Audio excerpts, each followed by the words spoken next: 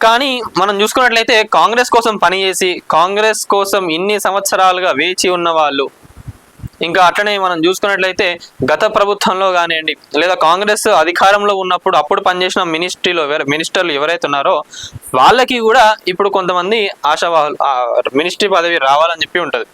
అంటే ఇక్కడ ఎట్లున్నదంటే ఎమ్మెల్యేలుగా చేసిన వాళ్ళు ఎవరైతే ఉన్నారో వాళ్ళందరికీ కూడా మినిస్ట్రీ కావాలని ఎవరికైనా ఉంటుంది. సరే ఈ ఒక్కసారికి జాలే మళ్ళా ప్రజాప్రభుత్వం వచ్చినప్పుడు నేను ఉండను అని అనుకుంటారు. కానీ ఒక్కసారి మంత్రి పదవిలోకి వచ్చినాక మళ్ళా రావాలనే ఉంటుంది ఎవరికైనా కూడా. ఎందుకంటే ఇప్పుడు మనం చూసుకున్నట్లయితే ప్రజాప్రభుత్వంలో గత కాంగ్రెస్ ప్రభుత్వం ఉన్నప్పుడు అప్పుడు మంత్రులు ఎవరైతే ఉన్నారో ఇప్పుడు కూడా మళ్ళీ అయినారు. సీనియర్గా మంత్రులు ఎవరైతే చేసినారో వాళ్ళకి ఇవ్వడం జరుగుతుంది.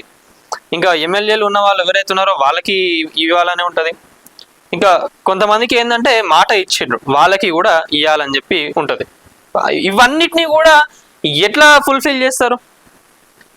మరి ఇప్పుడు మనం చూసుకున్నట్లయితే స్థానిక సంస్థల ఎలక్షన్స్ కూడా రాబోతున్నాయి. ఇవన్నీ కూడా దృష్టిలో పెట్టుకొని ఎవరికి ఇవ్వాలి ఏందనే దానిపైన వీళ్ళు చర్చలు జరుపుకుంటున్నారు. కానీ ఇప్పుడే ముందడుగు వేసి ఏదో తొందరపాటుగా ఏదో ఎవరికో ఇచ్చేస్తే ప్రజాప్రభుత్వానికి కూడా మోసం జరుగుతుంది. ఎందుకంటే కొంతమంది కాంగ్రెస్లో ఉన్న నాయకులు వాళ్ళకు నిజంగా అనుకున్నట్టుగా మినిస్ట్రీ రాకపోతే మా సత్తా ఏందో మా తడక ఏందో చూపిస్తామని చెప్పి కూడా మాట్లాడడం జరుగుతుంది.